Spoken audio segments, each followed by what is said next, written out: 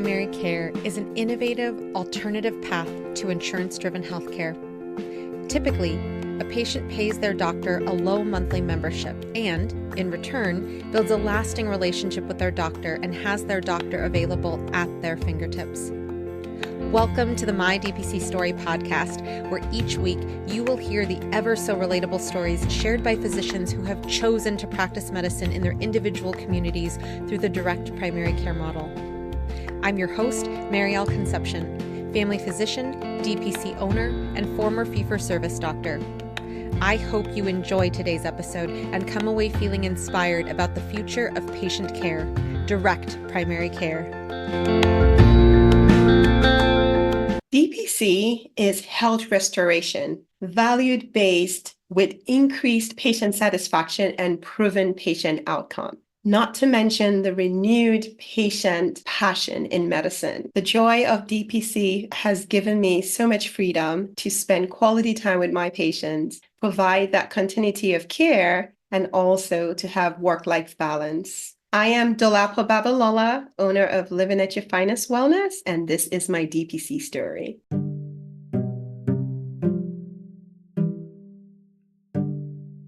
Dr. Dolapo Babalola is a triple board-certified family, obesity, and lifestyle medicine physician, an adjunct clinical professor at Morehouse School of Medicine, and the owner of Living at Your Finest Wellness, a membership-based holistic and integrative direct primary care practice in East Cobb, Marietta, Georgia. Dr. Babalola completed her medical training at the University of Guyana and family medicine residency at Morehouse School of Medicine. Dr. Babalola practiced clinical and academic medicine at Morehouse School of Medicine, Department of Family Medicine for 15 years, where she completed several reputable fellowship programs. She presented her scholarly activities at local, regional, and national conferences, was published in peer-reviewed journals, and won numerous awards, which signifies her commitment to patient care, teaching, and research. As a family physician, Dr. Babalola provides full-spectrum family medicine services to people of all ages, from cradle to cane. Her area of expertise is helping individuals and families live at their finest well-being using a holistic and healthy lifestyle approach to prevent, treat, not just manage, and in most cases reverse lifestyle-related chronic diseases. Dr. Babalola loves to empower her patients, community, and learners about ways to restore health and wellness by discovering the root cause of preventable diseases. Dr. Babalola is the physician walk leader for the Marietta Walk with a Doc community event. On a personal note, Dr. Babalola is a wife, mother of 3, author of an inspirational book, adventure seeker, podcaster, lover of God, and a community builder through engagement with different organizations. Thank you so much for tuning in. My DPC Story listeners, you are amazing. It is so incredible to continue to see people engaging with direct primary care and jumping on board as physicians who are tired of practicing in fee-for-service. So be sure to check out mydpcstory.com for resources, discounts, my favorite tech tools, and more. And you will also find the blog accompanying Dr. Babalola's podcast. So with that, thank you so much, Dr. Babalola, for joining us today. I'm so excited to see you again. This time I wish it was in person, but we'll do with Zoom. Yes, the pleasure is all mine. I have been looking forward to this time on your amazing podcast. So thank you so much for having me. It was not too long ago that we were speaking about DPC in your clinic this last May. And not to be a downer here, but we are talking at a time where the nation, multiple states, especially North Carolina, has been hit by a tremendous weather event that I'm sure people did not expect it was going to be this bad. And I think about that, especially jumping into our interview, because when we were in Marietta, when we were in East Cobb, Dr. Anand Mehta's clinic had flooded a second time, and not to the extent, thankfully, that anybody who has been affected by Hurricane Helene has experienced. But just this idea of you were offering like, hey, use my space. He has since reopened. You were sharing that you've had a little bit of clinic damage to your clinic, but you and your family are fine. And I just think about, we only have so much time here on this earth, and how are we going to spend it? So I just wanted to put that out there. And also, if you are a DPC physician who is in need of something, lidocaine, whatever it is, gauze, definitely please go to the contact page at mydpcstory.com, and I can do whatever I can to find the connections so that we can help as a community get supplies to those people who need them, guided by you telling us what you need. So with that, back to your journey into choosing to not do sick care. I love that you say that on your website. You were so involved in not only the education of your community, but the education of your medical community. And you chose to do direct primary care. So bringing me back, please, to those days where you were 15 plus years into doing all of the things, all of the incredible things that you were doing, and yet you decided to go a different path. So please help myself and the listeners understand a little bit about Dr. Babalola pre-DPC and post making the decision DPC. Yes, certainly. It took a while. It was a journey, I would say. It took the last people that know me, the last 5 years of being in academia. I was just like, oh goodness, I love to teach. I love the environment. I was taking care of patients in the underserved community. If you've learned about Grady, they say Atlanta can't live without Grady. So I enjoyed it. It was just joy for me. My patients loved them dearly. But the act of medicine was just always I felt like I was always rushing. I was always rushing. I didn't feel like I was serving them, even though I was that one doctor that was always running behind, right? Because I would spend that extra 10 minutes to explain things to my patients. I was focused more on skills over pills, and I really wanted to get to the root cause. But I felt the burn at the end of the visit. I would have 26 charts to complete because I really wanted to connect with my patient. I didn't want to do all the paperwork and the processes they wanted us to do. So I focused on my patients. My patients were fine, but I wasn't. And year after year, I felt like my life was just unfolding into things that I couldn't recognize. I had had blood pressure issues, which I was able to reverse. I had gained so much weight, which I was able to take care of when I learned about,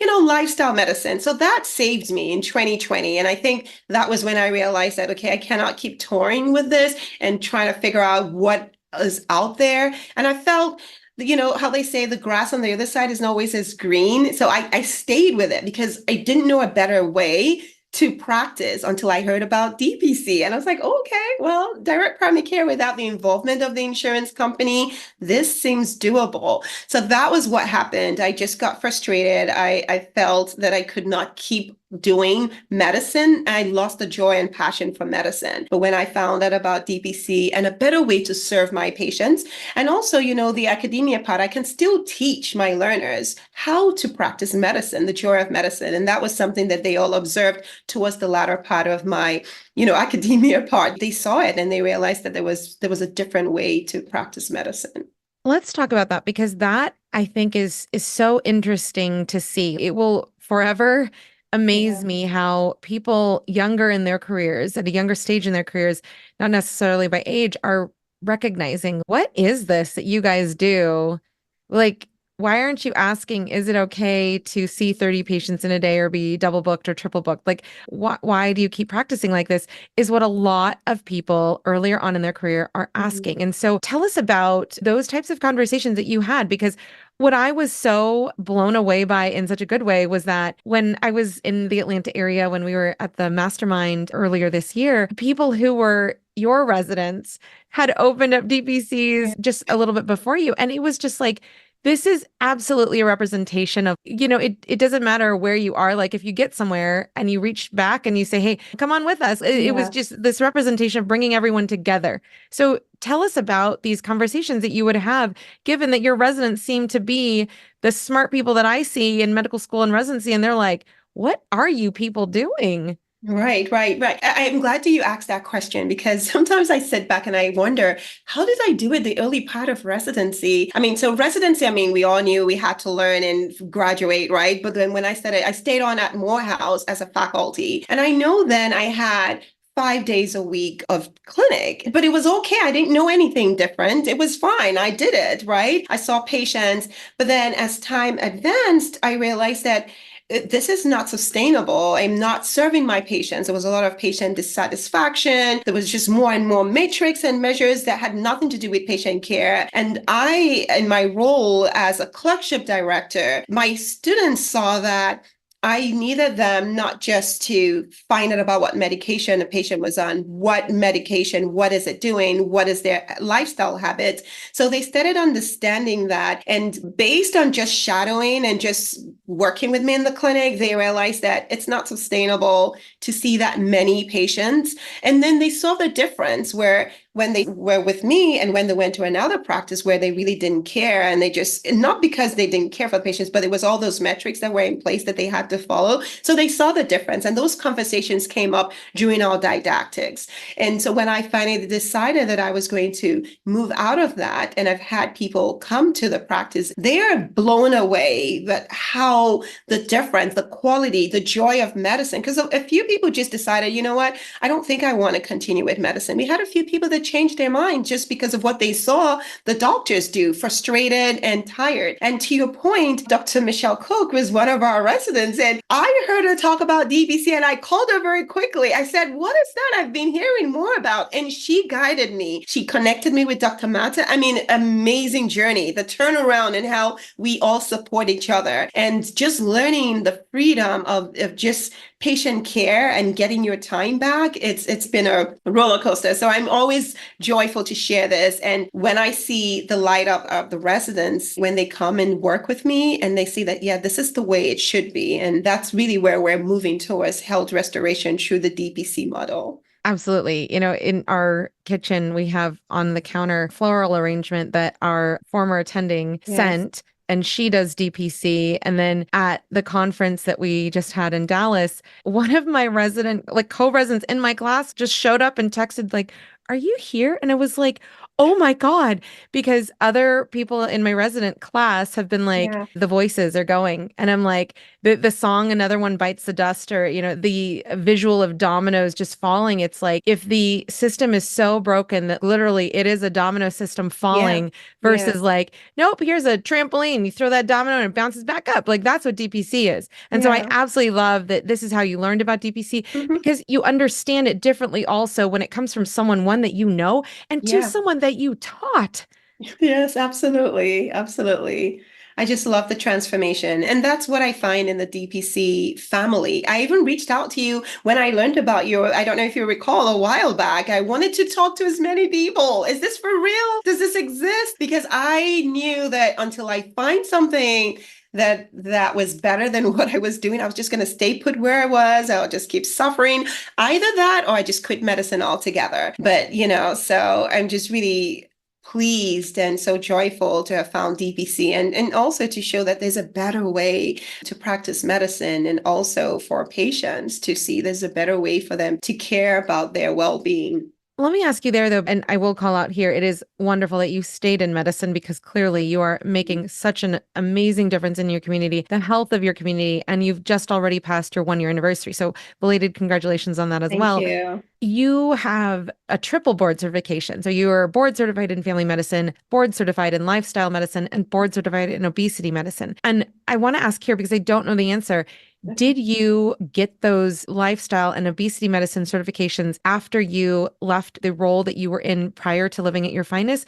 Or did you do a portion of that before leaving, knowing that in that last 5 years, you were like, I'm looking for another way to practice? So, I'd always been practicing lifestyle medicine without that name tag on it, right? Because I was always preventative focused and, research driven. I'm a data driven person. So even when I was in the early stages of academia, I would collaborate with the American Diabetes Association. We did a lot of collaborative work. I ran the group visits for the diabetes clinic. I did that for 3 years. We had fantastic outcomes, but then they said, you know what? No, we want you to be in clinic seeing patients. You're not doing that anymore. So I had always had that mindset. And again, there was the period where I had to heal myself, and I really needed to get more additional training. Again, in medical school, we weren't taught enough about nutrition.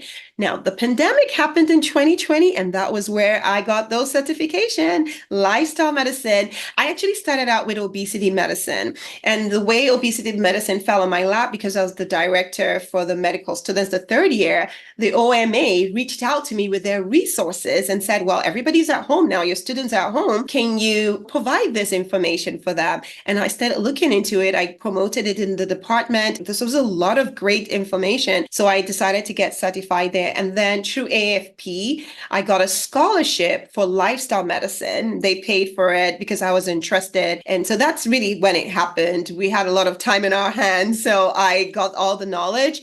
And I started the lifestyle medicine interest group at Morehouse School of Medicine, and a lot of of other things started. So that was really when it happened. And it was so liberating. And just even understanding that convinced me more than ever that 12 minutes is not enough to care for our patients. And yeah, so that's exactly how it happened. And 12 minutes is like a gift in a lot of clinics, unfortunately. But absolutely, yes, that is Yeah. so true. The fact that you like crave those, just can I have one more minute? Or like, can I ignore the fact that I need one more minute? And there's so many people waiting in the waiting room. It's terrible. It's Yeah. terrible. And that's why we have left.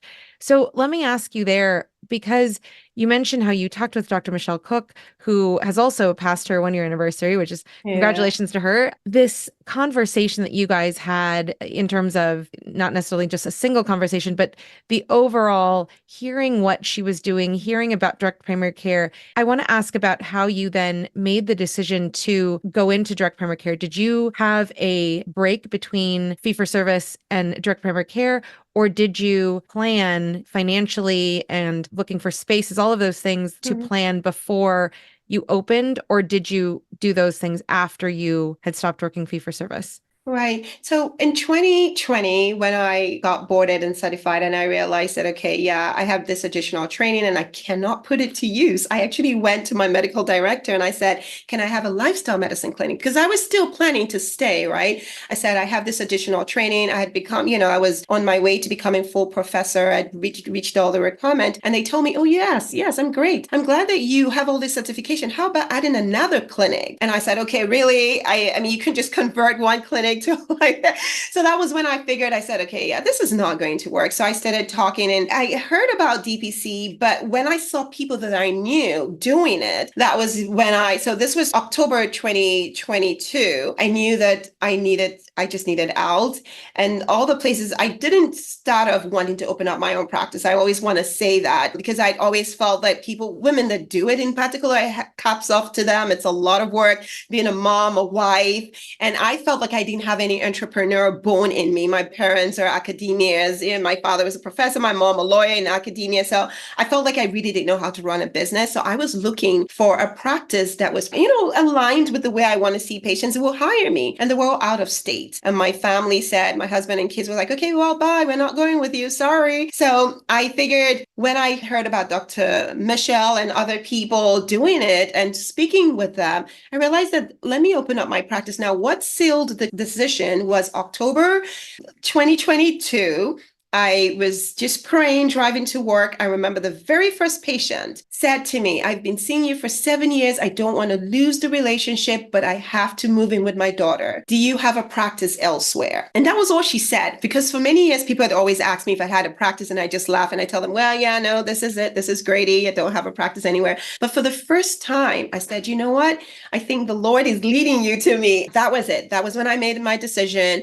DPC. So I had that whole period. So from October 2022, I figured I will open up fresh start in July of 2023. That was last year. So I had all that time to plan. So I had 6 months. I turned in it was really supposed to be a 3-month to let my chair know. And so I had a lot of time to search for space, to save up and do all the research that I had. So that's really where, and then I joined the DPC Facebook group. And so just learning and gathering all the information. So that was the journey. Incredible. And tell us about your space, because I'm jaded because it's beautiful and I've seen it in person, but tell us about the journey to find the space and how have you personalized it to be your own? Yes. So the space was a very interesting journey. It actually took 4 times. I got rejected. It was the 4th one that I finally got this space, and it's barely 6 minutes away from my home. So it's so interesting. When the people tell you that when one road closes, another opens, this is real life true.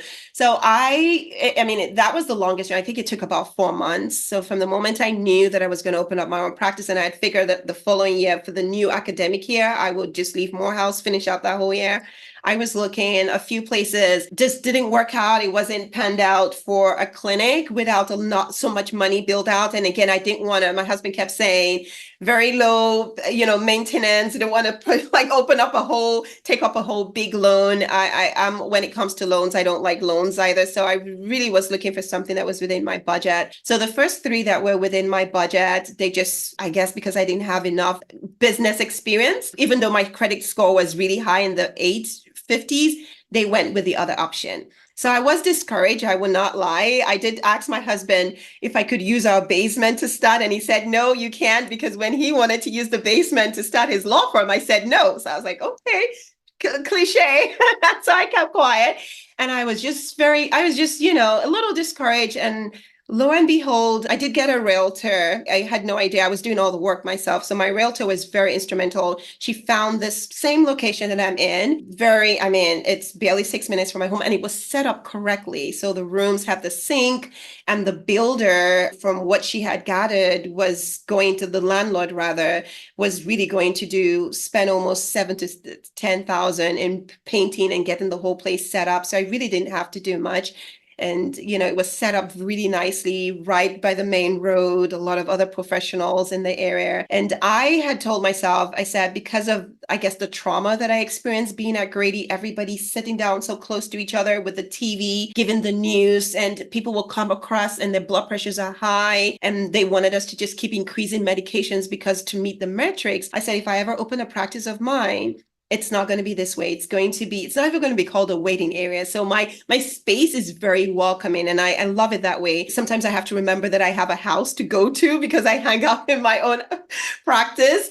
My kids, my husband, they were all instrumental to getting it to where they knew what I wanted. I really wanted it to be soothing and calming. The first patient that came in with my waterfalls by the entrance, she said she has never been to a doctor's office where her blood pressure wasn't high. She always had white coat, but she was totally just calm. I do have a massage chair. Some patients actually get a massage before their visit. So it's just the way I envisioned that I want to be served. That's how the practice is. And we arranged it and laid it out that way. And she's not kidding. Like, if you picture a square, like 75% of that is this massive wellness area with this massage chair. And it was like, darn it, I wish we weren't here for a mastermind, because I would totally sit in that massage chair. And it's beautiful. The colors are soothing, the greens that you have in your clinic. And so I just think that it is so wonderful to hear that backstory, because you had what you did not want in your head when you built that space out. And you've definitely understood the assignment. So that's awesome.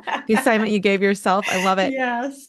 Tell us about your experience with the realtor. Do you have any advice for other people when they're talking to realtors? Because clearly we're medical offices, having a sink. Absolutely. I appreciate that myself now that we have our own building. But do you have any tips for other people in terms of the conversations that you had with your realtor to make sure that the time that was being spent in the correct way to find you the space that is now yours? Yeah, so I think the biggest lesson learned is having that conversation with your realtor for them to understand what your goals are. Because eventually when I decided to use a realtor, I'm not paying her. She's going to be paid by the landlord. I sat with her and I really appreciate her because she was also very proactive. She asked me some questions because she really wanted to be certain what my goals were. And so we had that back and forth conversation where she understood DPC, direct primary care, and she became a fan of it because I sat with her and explained it. I told her the kind of reception I wanted my patients to experience.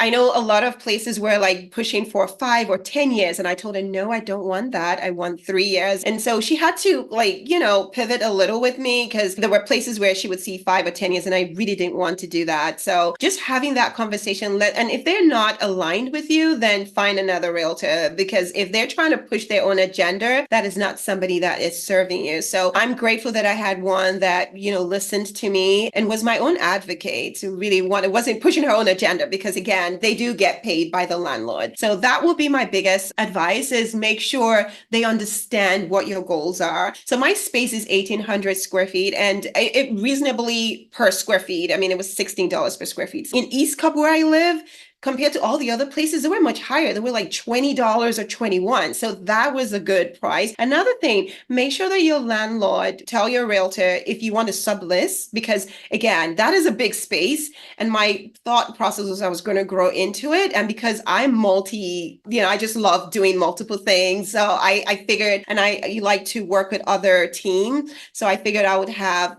other people to work with me, and the landlord agreed that, okay, yes, you can sublease. So you want to have that conversation. If you have whatever space, whether it's a one room, just let them understand what your goals are and how long you want that lease for. And, again, not to be a Debbie Downer, but just because it is a real thing when you have a business space, Mhm. how you were sharing before we started the recording that there were some tiles that were affected by the Yeah. weather.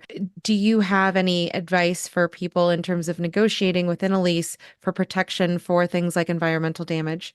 Yes. So I must say that my landlord is a fantastic guy. He really is. And that's another thing. You have to make sure your landlord is not dubious, and you know this already when you're going back and forth on your lease, right? Your contract. This guy was fantastic. Again, the the three that I had before this one, you could tell that, somebody will keep me for several weeks and not say anything and last minute tell me, no, we're not taking your contract. So he was really good from the very beginning. You know how they tell you if somebody tells you who they are, you better believe them. So he was good. So he covered everything. So when I had the issue, when we came on Friday after the storm and the whole tile was down, I asked my husband, I'm like, who's going to cover this? He said, remember the contract that they had actually written? My husband is an attorney, but again, my realtor had made sure that anything that is within the building that it wasn't me that cost it was going to be covered by them. So it was already in the contract. Now, I do understand that some landlords will, kind of like change that up. But when I was concerned, my husband said, well, just send him pictures and let him know. And he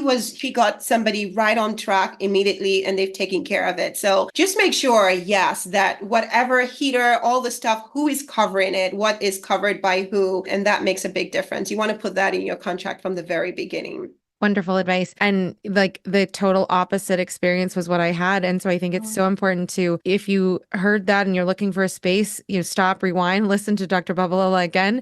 But, I had a contract that said if there's earthquake damage to your space, you're responsible for that as well as the earthquake damage to the building, like the whole building. And I was like, what is that? Like, it's like a fee for service contract with exclusivity and evergreen phrases. It's like, do you think that we don't read? It's like, golly. So I'm very glad that you had your experience in the way that you have and you continue to have.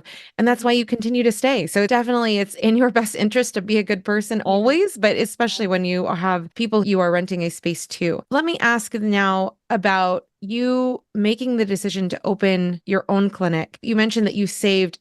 Do you have any strategy advice for people in terms of they are planning on leaving, or for those people who are planning on purchasing a building, how to save, whether they're in fee for service or financially, looking back on your first year, how to save if they're already in DPC? So again, when it comes to naturally, I like to save. I save, and I do not like having several loans. I mean, the biggest loan I have is my home. I've already paid off for my car, so I'm naturally that way. And everybody needs to figure out who they are, and to determine. So there's no right or wrong. I would say some people. I listened to your amazing podcast, so I've heard different opinions. Some people get a loan, but for the most part, again, because DPC can go as low as your low budget, low overhead, your savings can help you well enough. So what I did is I borrowed money from myself. So it was my mutual funds that I was able to withdraw when I was leaving Morehouse. So that was what I used. And a lot of the items, Dr. Mata was very helpful, sent me a few people that he was able to get used tools from. Dr. Michelle Cook was helpful. So I got a lot of my things that I have. My biggest cost was my InBody scan. That was my biggest cost. It was running for 12. I got it for 8,000. So, and then my beds was from a colleague who had a practice, free for service practice 10 years ago, and then had them in her basement. And I just told her, I will buy them from you. And she was like, no, take them. So, really finding, for me, it was very important to spend money where it was most needed. And if I didn't need to, I could use, fairly used items. So that's really how I funded my practice. And the first year was not at a negative at all. And again, I didn't, other than a virtual assistant, I didn't hire anyone my first year, so all of that kept my overhead low and my budgeting was within means. So that's what I would encourage is, first of all, there are all these templates in the DPC doc. You can, I know there's so many of them. Just create something, whether it's an Excel file or something, to just budget the main things that you need, put your cost, and of course, the biggest cost will be your lease, right? And so factor that in your day to day, and you just take it one day at a time. That's pretty much how I've done mine. Love it. And that's so true. Like, no matter what community you're in, like, literally, one of the things that I love to do is I love to change the location of my Facebook Marketplace search radius when I'm like visiting different places for conferences and whatnot. And I'll see like what's available. And I really have texted, like, hey, you are needing this lamp, right? But literally, like, you can find so many people these days, Yeah. especially who are like, they, for whatever reason, are closing their medical clinic, their dental Mhm. clinic, their tattoo parlor, whatever it is. And there's so many ways to approach how do you get the things like equipment Yeah. without buying the brand new shiny things. And that's also possible, fine, but Yeah. there are ways to do both, I should say. Yes. So let me ask you here, because I remember when you were like thinking about this and you reached out, because I was like, oh my God, you're in by Anand, like you're in the Marietta East Cobb area. Yes. Like, oh my gosh, connect with him. But it's amazing that you guys continue to still be this amazing DPC community, and yet you have your own take on DPC. If you've seen one DPC, you've seen one DPC. So how did you go into that knowing that there is a supportive community around you, and, not get into the like, oh, they're my competition thoughts? Because Mm. clearly that is something that people will say, like, oh, if I open a small business and it's the same service as another one, I might be competing with I them.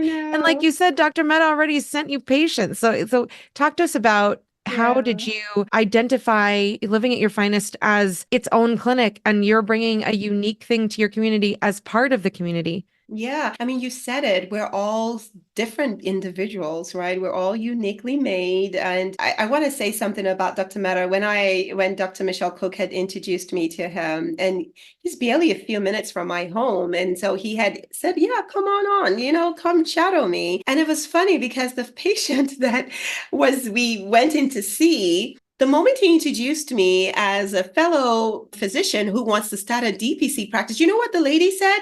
Why would you bring the competition in to shadow you? And Dr. Mehta, I was like, oops.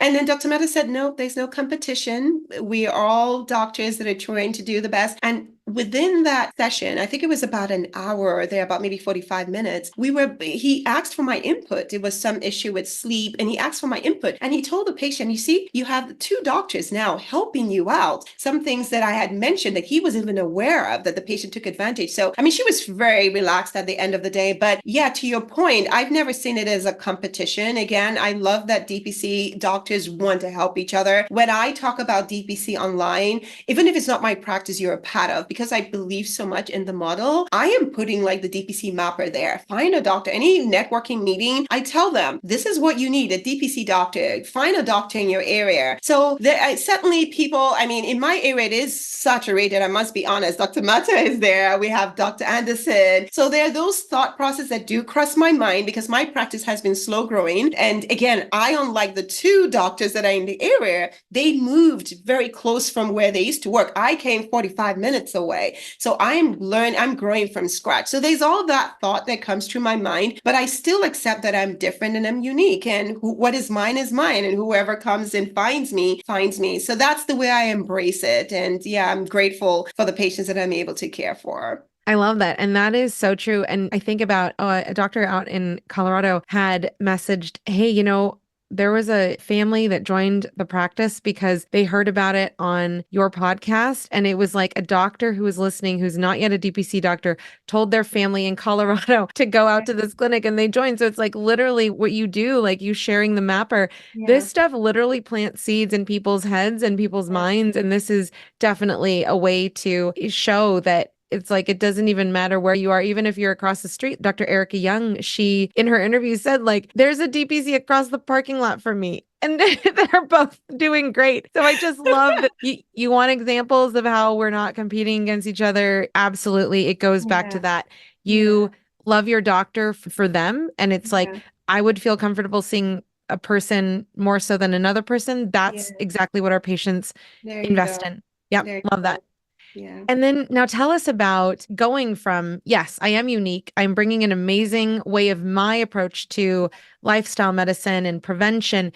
How did you start then to market in your community? Yeah, so marketing, that has been, I guess, I'm getting better at it because I'm not a big marketer. I've always known myself as not being one that promotes myself. When I was at 16 years at Grady, I didn't do a single thing. I had a 3,000 patient panel. So you can imagine that was the one that I struggled the most with. But Dr. Matter said something about how he grew his practice, that he will tell every patient, tell 5 people, so those tips I kind of like picked up from people. So the biggest way that I marketed was really word of mouth. So Facebook groups. I'm really big in the community, right? So I'm the physician walk leader. So people come out, for the free walk. I share what I do. Anytime I network in any of our chambers, I mention what I do, and word of mouth with a patient, they will tell other patients. And so that's really the biggest way that I've done it. After a year, I invested in SEOs, which I hear that,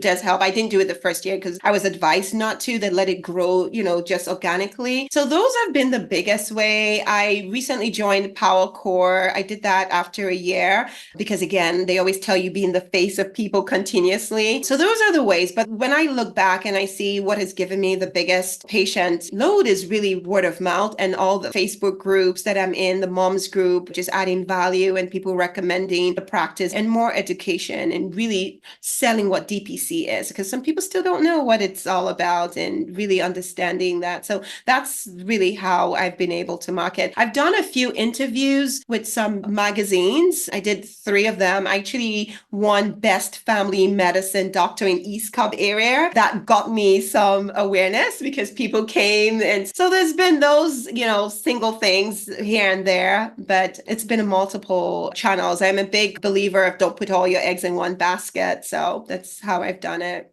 And how has your podcast and your YouTube channel played into your community as well as other doctors knowing who you are and what you're doing?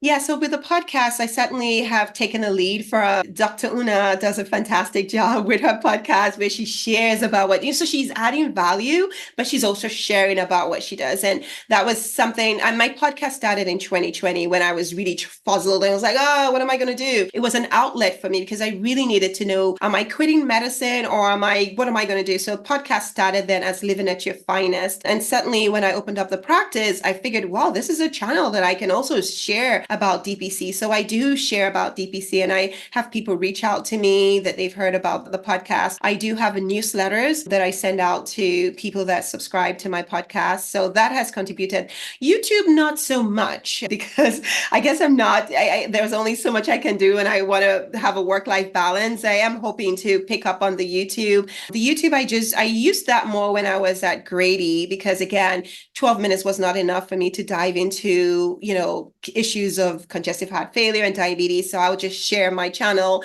Well, look at this, read more, and then we can talk about it at your next visit. So that's really how I've been using it. And seeing you on socials and whatnot, like I was very excited when you started the Walk with a Doc chapter, I guess, being the chapter leader where you are. So tell us about how that has also amplified what you're doing, backed up by you doing walking with the community. Yes. So I learned about Walk with a Dog a few years back. My former chair, he actually mentioned it. I was like, Walk with a Dog? What is that? So at Morehouse, when I got certified in lifestyle medicine, I saw the organization again. And I'm always a community builder. I like adventure. I was like, okay, this sounds exciting. We can walk together. So I actually was the physician walk leader at Morehouse. We started it at Morehouse. So when I left, the whole idea was to get patients to come out, right? Walk the talk in community. So when I left and I handed it over to another faculty member, I found that in East Cobb where I'm at, there's no Walk with a Dog. They have one like several miles away. And I figured this would be a great way for me to understand my, the doctors and the healthcare providers in the area. So I said I will start one. The goal is definitely to network, know about the wellness companies in the area and let them be guest speakers, right? And then that way I get to know them, they get to know me, and people get to walk. So it's been very instrumental. The biggest benefit that I've had is one of my guests, she has a radio show. I had no idea she had a radio show, but she's a personal trainer. So I invited her to come and speak. And then she in turn invited me. And so when I was on her radio station, the person that carries the camera, she was listening to everything I I said.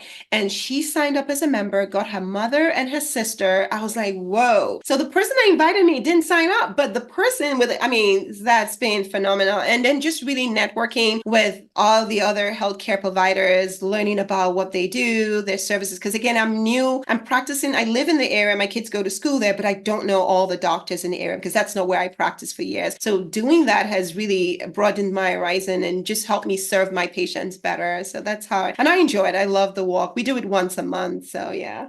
Awesome. Incredible. Who has joined your practice given that you've been already in practice over a year?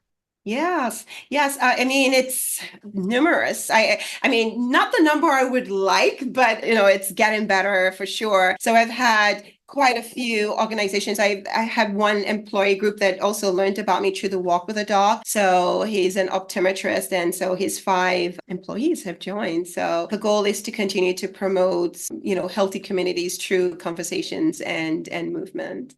And how about in terms of people who are insured, uninsured, people who are coming from a farther distance versus people who are more local? Okay, so because I practice like 45 minutes away, I had like 2 patients follow me, and I really do feel really honored that they did because that's a distance. And I know that was one thing I complained about, having to drive 45 minutes or more to work for that number of years that I did. So 2 patients followed me. I do have a few patients that come from Savannah. That's far, but most people are in the local area, most majority of them. Now, question about insurance. Yes, I do have a few patients that have insurance, but they see the value, but majority of them, let's see, I would say some of them don't, but they just have the catastrophic insurance. So yeah, and I'm affiliated with Hip Nation. So I do get some patients from there. So it's a mix, but those that have insurance, it's certainly not like they're paying a whole big premium on their insurance, right? So yeah. And you also do immigration physicals. So I'm just wondering, in terms of you doing an immigration physical, has that same trickle down happen like the radio show and the camera woman at the radio show? Have you seen people who you've done physicals for tell their family members who live in the area who have joined your practice because of them sharing about what you do? Yes. Yeah. So immigration just started, actually. That took a long time to get started. I actually applied for that before I opened up the practice, and it only just came true. And the only way I knew that it came true, is so funny, was somebody called and said, "Oh, do you do immigration?" And then I went on their website and I saw, "Oh, my name is there. Okay, USCIS. You didn't think to tell me." So that just came true. But yeah, so I love the opportunity to do that because then I am an international medical graduate, right? I had to do those examinations. My husband and I. So I love that I get to support, people's American dream. So far, I haven't had anybody sign up, but guess what? They have sent other people to me because I share my flyer with them and I say, "Do you know anybody that, needs a, because they like the area, they sit down, they don't want to get up. So they feel very comfortable. So some of them have insurance. And when I say membership, yeah, they're like, but they know people that don't have insurance. So they give them my card. So that's really been that for immigration. I do one-time offs, and I've had a few convert with that. If not them, then they will tell somebody else. So that's really how I've seen it grow for me so far. Great. And I hope that that just continues to compound in the future in terms of people, the more and more they're familiar with it, or like they'll hear Mhm. another person who went to your office, even if it's for a one-time thing, it becomes more real to them. Or they'll reach a point where they're like, I can't do this anymore either. So I got to find something else. And oh, Yeah, look, Dr. Babalola's right there. So yeah. let me ask you now about your journey in not only being a family medicine physician, but also getting these board certifications in lifestyle medicine and obesity medicine. It's funny because I think about how, just speaking to this idea recently, that direct primary care is really primary care. We have a legal term for it right now, but it literally is primary care. What you're doing is it's so intertwined because you can't separate. Like yesterday, I had an IUD visit, someone thinking about IUD, and it was like the periods, the hormones, all of the things are absolutely impacted by all of the other things Yeah. that you got certifications in. So tell us how you approach family medicine differently because you're certified, like you spoke to when you and Dr. Mehta were in his patient's room and you were talking and you were bringing your own take on things to the table, how do you go into a visit differently? Best tips for the listeners who are also wanting to, because they have more time, incorporate lifestyle and obesity medicine into their existing family or primary care practice. Yes. And that's the beauty of DPC. You have time. You have time to do this, to spend that time with the patients. So the way I started, I do meets and greets, complimentary meets and greets. And I always emphasize that not only am I a family physician, but I practice whole person approach. And I always emphasize that lifestyle medicine, I tell them about what lifestyle medicine is, a medical approach that uses lifestyle intervention, evidence-based lifestyle intervention. So I'm really big on asking those questions. And so they're fine with it. A lot of them they welcome that idea. They always say that their doctors never had enough time to even talk about their stress levels or their sleep. So I say that during our meet and greet. And then when they decide that, yes, the practice is a good fit, whether it's immediately or maybe many months later, my intake form, it asks those questions. So the intake form, it's quite simple, but it's asking about nutrition, physical activity. And so when they come in for their visit, we're talking about each of them because they've already completed. I always emphasize that they should do their best to, and you only get to do that at least that one time. So we go through that for their onboarding. I look at all those pillars and it's collaborative. So what are the issues? Again, there's no judgment here. It's just what it is. What are your goals? What are you trying to achieve? Even if it's weight loss, why do you want to, achieve this weight loss? Is it to get off your medicine or is it to feel more energy? So that's the way, because again, I have the time. I don't feel rushed. Even though I was doing it at Grady, I always felt rushed and I could never complete my notes. And I always had like the medical director sending me hateful emails. Your notes are not closed. That was because I was taking care of my patient. So here it's different because, I have all these skills that I can provide and then we can work together and then I can have them come back and see where they are. If they've implemented it, then I remember patients won't come back 3 months lost to follow. I don't even know if they did anything because life happens outside the four corner walls of the building.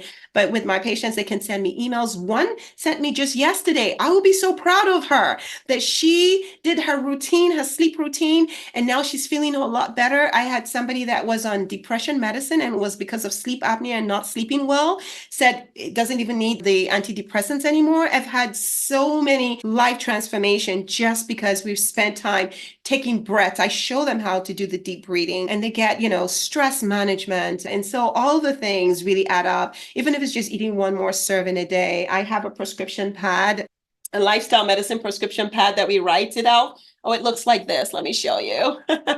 I love it. This is our prescription pad. So I sign it and then their names are here. And I say, okay, what are we deciding to do? And then we, for every visit, I have that lined out. So from a scale of 1 to 5, no judgment. Where are you? What else can you do? What have you done well? What else can you do? So it really does make a big difference. And I feel the joy of medicine again, because that's what we all went to medicine to do, right? To help our patients, not just to throw a script and just run out the door and not really help the patient.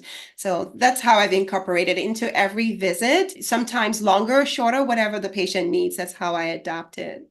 I love it. And I will just put a call out too. I was dying laughing when I'm like, you're giving the stand-up comedian physician, Dr. Anand Mehta, who is your neighbor, also a run for his money when you're like, yeah, my notes aren't done because I was taking care of the patient. I love that. We can joke about it now because it's literally true. That's the life that we used to lead. Seriously, this is what you're going to be on my back about because it's the codes. They need the codes. They need to process those codes.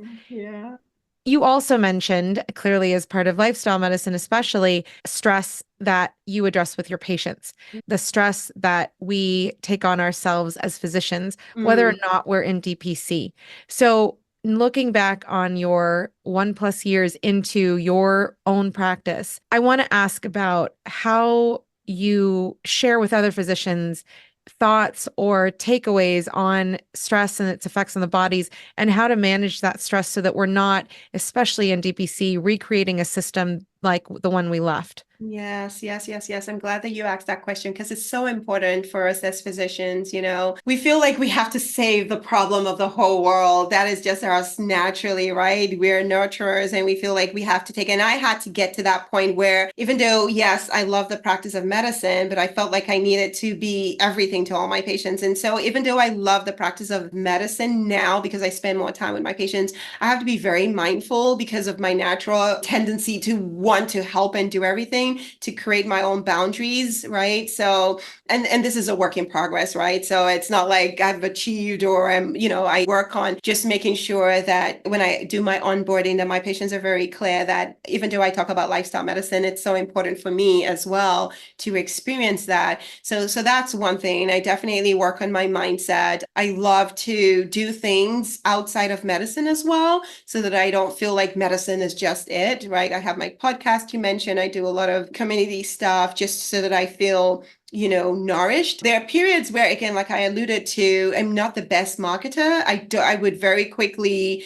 educate you, then tell you about my DPC practice, but I'm learning. So how am I learning? I'm learning by being with people who know how to do it, right? So you need to be in communities of people that are doing it, people that can encourage you. I went to the DPC Summit for the very first time and I met amazing doctors that I went and I spoke to them. How are you doing this? How are you hanging in? Because I had goals that I wanted to meet and I didn't meet them in December. 6 months, I didn't even meet them in my first year. And I was discouraged, even though I love the business of medicine. My husband has been very supportive. And so shout out to him. He tells me all the time, he's not stressing me, that just take your time. My kids have been, the kids, I don't know that they've been as supportive of the husband, but you do need a community where, they're supporting your dreams and they understand the concept of what you're doing. So that's what I would encourage people to do, to just make sure you create those boundaries, make sure you have a supportive, whether it's family, immediate family, or a DPC forum, those things will help you. And you want to make sure that you have other passions, not just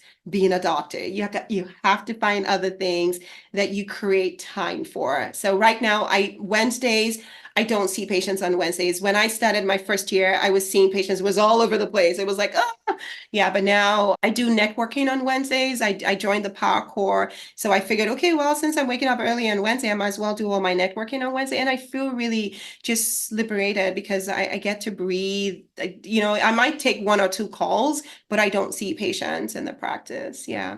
Incredible. Thank you so much for joining us today. Be sure to join us on our Patreon feed, where we're going to be talking further about community engagement going into year 2 of her practice, as well as working with a virtual assistant in year 1. So thank you so much, Dr. Babalola, for sharing today. It's so wonderful to see your face. It's been fun, and I'm so glad to have this great opportunity. So thank you for all you do too. Just keeping this podcast. I know as a fellow podcaster, it's not easy, but you do it so graciously. So thank you so very much. Thank you for joining us for another episode of My DPC Story, highlighting the physician experience in the world of direct primary care. I hope you found today's conversation insightful and inspiring. If you want to dive deeper into the direct primary care movement, consider joining our My DPC Story Patreon community. Here, you'll have access to exclusive content, including more interview topics and much more. Don't forget to subscribe to My DPC Story on your podcast feed and follow us on social media as well. If you're able, I'd greatly appreciate if you could leave us a review. It helps others to find the podcast. Until next time, stay informed, stay healthy, and keep advocating for DPC. Read more about DPC news on the daily at dpcnews.com. Until next week, this is Marielle Concepcion.